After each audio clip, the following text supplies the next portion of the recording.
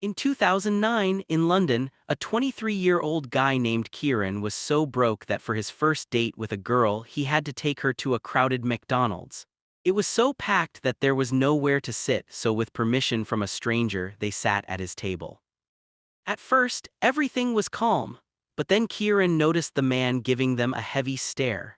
The stranger started bothering the two girls who were with Kieran and suddenly began insulting one of them in a rude way. Kieran had never been in a fight in his life, but his pride didn't allow him to stay silent. He stood up and said, "Get up, let's go." But this turned out to be the biggest mistake of his life. Kieran was short, but when the man stood up, he was like a tower. Kieran only managed to throw one punch, but the guy brutally beat him down and crushed him. That night, Kieran went home with a messed up face, bleeding, with one swollen black eye. The next morning was a big day. Kieran had the most important job interview of his life. He looked at himself in the mirror and said, "I'm screwed." But then he thought, "This is my chance, I have to go, I won't let this bruise stop me."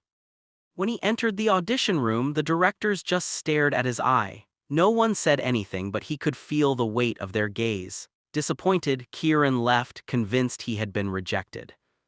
But a few days later, he received surprising news: he got the role. And it was exactly because of that black eye.